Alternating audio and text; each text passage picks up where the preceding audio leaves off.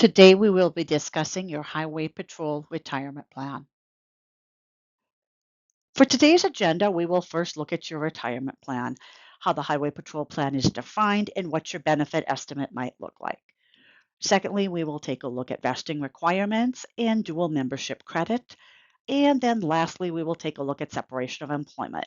What should happen if you change jobs, go to work for another ND PERS agency, or if you are to retire from the Highway Patrol. Lastly, there are several YouTube videos that will also apply to you besides this one. We have a great video on the retiree health insurance credit, one on service purchases, also a video on what you can do in member self-service, a video on how and when as far as completing your ND PERS retirement forms. There are a couple of insurance videos, one for active and for retired members, as well as member self-service in general.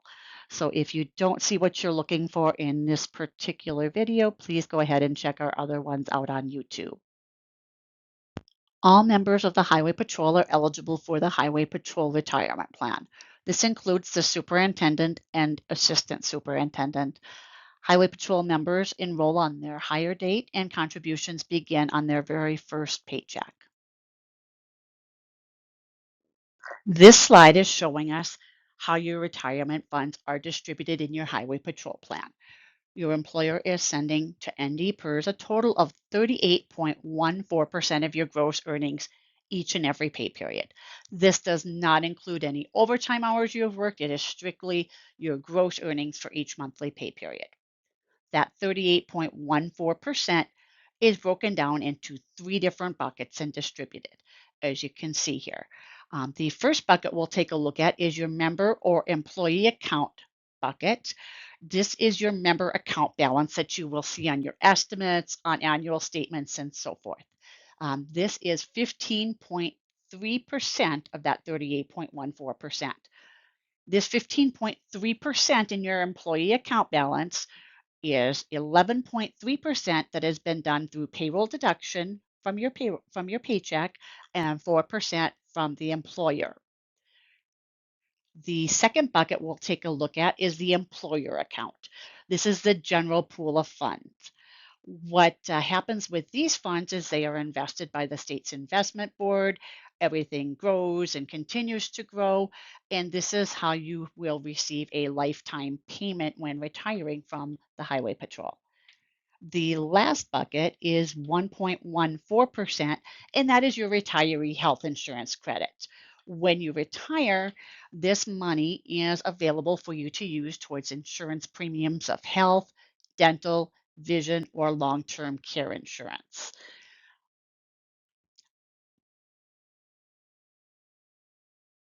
The Highway Patrol plan uses three different pieces of information in your retirement benefit formula. The first is your final average salary. This FAS is the average of your highest three 12-month consecutive periods during the last 180 months, which is the last 15 years you've worked. The benefit multiplier is the next piece of information, and that is 3.6% for the first 25 years of service and 1.75% yearly after 25 years of service. And then your service credit is 1 month of service credit for each month that you have made a monthly contribution to your account. So we take your final average salary times either 3.6% or a 1.75% multiplier times your years of service. Let's take a quick look at the differences between normal and early retirement on your Highway Patrol plan. On the left, we see normal or unreduced retirement. This is a lifetime benefit, which can be at the earlier of two different things. Number one, reaching age 55 with 10 years of service. Or number two, if you have reached the rule of 80, which is your age plus your years of service must total at least 80. Lastly, in regards to normal retirement, there is a mandatory retirement age of 60 on the Highway Patrol plan. On the right, you'll see early retirement, and if you are at least 50 years old, you can still apply for retirement, but there is a lifetime reduction of 6% per year or 0.5% per month if you have not yet reached the age of 55 or if you have not met the rule of 80. Let's take a look at a sample estimate for a highway patrol member. This particular individual is married, as we can see on the right. They have a normal retirement date of February 1st of 2032 and an account balance of over $271,000 as of today. We look at their age at retirement, and that is 53.5. When we had discussed normal and early retirement before, there were two different ways a person can retire normally with an unreduced pension. The first one is age 55 with 10 years of service, and the second one is to meet the rule of 80. As we can see here, the member is definitely meeting the rule of 80, with 53.5 being their age and 26.5 being their years of service. So this is the very earliest this member could retire with an unreduced pension. This is a defined benefit plan, so there are three different factors that we take into consideration for that normal benefit. We take your benefit multiplier, which is 3.6% for the first 25 years and 1.75% for anything after that. And we take that times the years of service credit, which in this case is 26.5, and times the final average salary. So we multiply that benefit multiplier, the years of service, and the final average salary, which for this particular member is $7,639 a month. When we multiply those three factors together, we get a normal benefit of $7,075.62 a month. This is the amount that the member can expect to receive every month for the rest of their life. And as they are married, if something were to happen and this member were to pass away, their spouse would be able to process the paperwork and receive half of that, so $3,500, a little over $3,500 a month for the rest of his or her life. As you can see, there are three other retirement benefit options that you can choose. The most common would be the 100% joint and survivor benefit. As you can see, there is an actuarial decrease from the $7,075. This actuarial decrease depends on the age of your spouse, how long they may collect, and so forth. The particular decrease on this one is down to $6,816.65. So this member would expect to receive that amount every month for the rest of their life. And their spouse, if this member were to pass away, their spouse would simply fill out the paperwork and receive this same amount, the $6,816.65 a month, every month for the rest of their life. So since we don't have a crystal ball and have no idea who might pass away first, this particular option is pretty popular among couples because it guarantees a specific income every month for the rest of your life, regardless of who might pass away first. If the spouse might pass away first, though, and you were at the 100% joint and survivor, we would simply process your spouse's death paperwork and bring you back up to the normal life benefit of $7,075.62 a month. The other two options you can see are a 10 and a 20-year term certain benefit. These benefits have less of an actuarial decrease because there is, less payment that might go out to a beneficiary. These terms start when you retire. So if you would choose a 10 or a 20-year term certain, your payment amount would be every month for the rest of your life, and it starts when you retire. If you were to select the 20-year term certain, your payment amount for this member would be $6,851.32 a month. If this member were to pass away 15 years into their retirement, whoever they had listed as a beneficiary would receive the remaining 5 years until that 20-year term certain is satisfied. The same could be said for the 10-year term certain. Maybe you were to select the 10-year, name whoever you wanted to as your beneficiary, and maybe you passed away 5 years into that 10-year term certain. Your beneficiary would be able to fill out the paperwork and receive the monthly payment of $7,009.11 until that 10-year term certain was satisfied. The last numbers that we will take a look at on this benefit estimate would be your retiree health insurance credit. This is an RHIC is what we call it. And the standard healthcare credit, if you were to take the normal or the 100% joint and survivor, would be $132.50 a month. That is a reimbursement that you could receive towards health, dental, vision, or long-term care insurance. So if you take PERS insurances, you would simply sign up for the PERS insurances at retirement and then receive up to this amount every month for the rest of your life. The nice thing about doing a normal or a 100% joint and survivor is your spouse would receive exactly the same amount in the RHIC amount should you pass away first. The 50 and 100% joint and survivor credits would be available to your spouse if you were to choose a 10 or 20-year term certain. So they would either receive half of the $126.99 or 100% of the $121.93 if you were to select the 10 or 20-year term certains. Any questions on your benefit estimate, or if you would like to run a benefit estimate, you can certainly go into your member self-service or watch the member self-service video to learn how to run that. Let's take a look at the retirement benefit options available to you on this plan.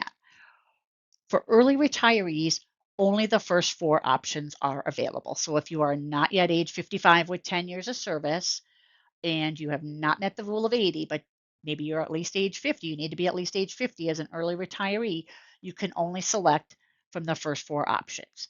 Now, if you have met the rule of 80 or you are at least age 55 with 10 years of service, you have 2 additional payment options to select. Some folks may want to pay off a house if it's not paid off, or buy a vehicle. Perhaps take a nice big trip when you retire to celebrate that retirement. Those are some of the things that retirees might want to do if they take out a partial lump sum option. What this option does is it gives you a lifetime actuarial decrease, but you receive 12 months of payments all up front. So you pay state and federal taxes on that, take your lump sum payment, and then there is a guaranteed monthly amount for the rest of your life after that. The second option is a graduated benefit option. This also has an actuarial decrease. So when you start out with a lesser amount than what your normal benefit would have been, and then it will increase by either 1% or 2% annually. And you have your choice of either one of those 2 multipliers, and then it takes most retirees about 10 years before they're at where their normal benefit would have been. If you're a young retiree and have a good 20 years of retirement left, it might be a great way to increase your pension on an annual basis. Here's a quick recap on your service credit and vesting requirements. You do receive 1 month of service credit for each month that ND PERS receives a contribution on your behalf. With that, you become vested the earlier of achieving 120 months or 10 years worth of service credit, or if you meet the rule of 80, which is your age plus your years of service. Remember, this is an annuity, and you can receive a monthly retirement payment for the rest of your life once you are vested in the plan. One of the ways you may invest into your retirement plan is by purchasing service. Any member may purchase up to 5 years or 60 months of generic service. If you invest in a service purchase, it may help you to vest earlier. It will also increase your lifetime benefit because we take your years of service times your benefit multiplier times your final average salary, and it will increase your healthcare credit, and it could help you to meet rule earlier. Sick leave conversion is only available as you leave employment. However, your accrued sick leave hours can do the same things that a regular service purchase can do. Those hours may help you reach rule or retire earlier, and it will increase both your monthly pension amount and your RHIC healthcare credit every month. The way that we would calculate the cost on that is to take your final average salary and multiply that times 38.14%, which is the contribution rate set by the state legislature. And we multiply those 2 things by the number of months that you wish to purchase. So if you have 1,000 hours of sick leave, we would divide that by 173.3. Those 5 point some hours are rounded up to 6 months, and you could purchase up to 6 months of sick leave with those 1,000 hours. Now, since your employer does pay out a portion of your sick leave after you've been with the Highway Patrol for over 10 years, you can still convert your sick leave balance for a service purchase. You don't have to choose one or the other. You can do both. Depending on when you leave employment with the Highway Patrol, you may or may not be vested yet. If you were to separate employment before you are vested, there are a few different options you can take. We will look at the column on the left here first, which is not vested. One of the first options you can take is just to leave the money right where it's at. If you were to come back at any time, your service credit would remain and your account balance would be there. You can also do a lump sum refund. With a refund, you do have tax penalties and would forfeit any service credit, any RHIC amount, and you would forfeit the ability to get any PERS insurances. Another option is to do a direct rollover. You can roll over your funds from the Highway Patrol plan into any other pre-tax retirement plan. Maybe you have an IRA, another 401k, any other pre-tax retirement plan. If you do a direct rollover, there are no tax penalties, but you do still forfeit any service credit, the RHIC, and the ability for PERS insurances. The last option, if you are not vested yet, is to do a combination of rollover and refund. Maybe you want to do half of the money, take half of the money up front as a lump sum payment, and roll over the remainder into another pre-tax retirement plan. Perhaps you leave the Highway Patrol and you are vested, but you aren't quite old enough for retirement yet. You can definitely let it sit. That's your first option, is to let it sit and retire as early as age 50, or wait until normal retirement, which is age 55. Another option is to do a lump sum refund. As with the other lump sum refund, there are tax penalties. And again, you forfeit any service credit, your RHIC amount, as well as any option for the retiree insurances. Another option is to do a direct rollover. There again, no tax penalties, but you would forfeit your service credit and RHIC, wouldn't be able to get any PERS insurances. And then the last option is a combination of rollover and refund. So maybe you are vested, but you just want to take half of it out for a lump sum refund and another half of it for the direct rollover into a pre-tax retirement plan. You certainly may do so. Here is a quick look at the disability provisions available on your retirement plan. In order to be considered disabled, you need to have at least 6 months of service credit, 6 paychecks with contributions made to ND PERS. You must be separated from employment, and you must submit disability retirement forms to ND PERS within 12 months of termination from employment due to your disability. And lastly, you must be determined disabled by our medical consultant or by Social Security award. If you are deemed eligible to receive disability payments through ND PERS, you would receive 70% of your final average salary, less any workforce safety and insurance benefits. So if it was a work-related accident and you received WSI, you'd receive 70% of your FAS after that WSI payment is considered. And for eligibility purposes, you do need to be recertified every 18 months, and that would continue as long as you are disabled and or until you are able to collect early or normal retirement.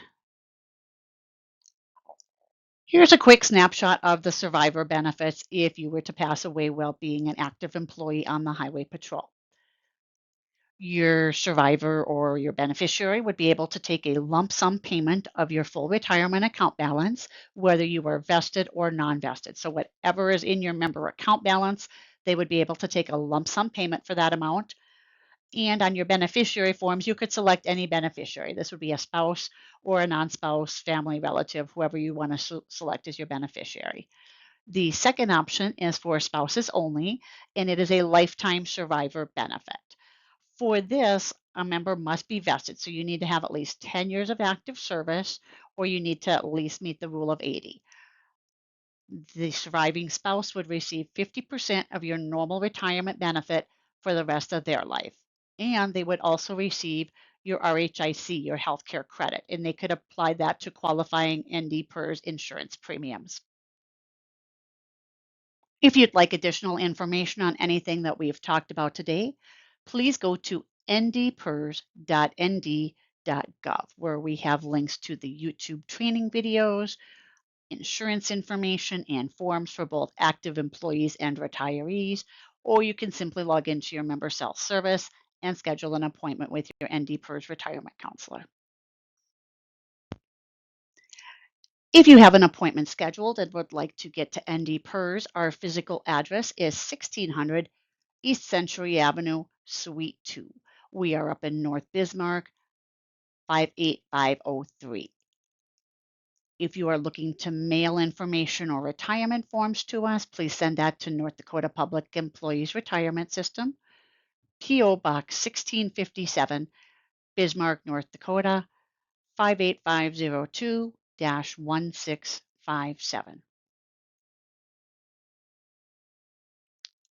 To speak to an ND PERS retirement professional, please call our customer service line at 701-328-3900 or 1-800-803-7377.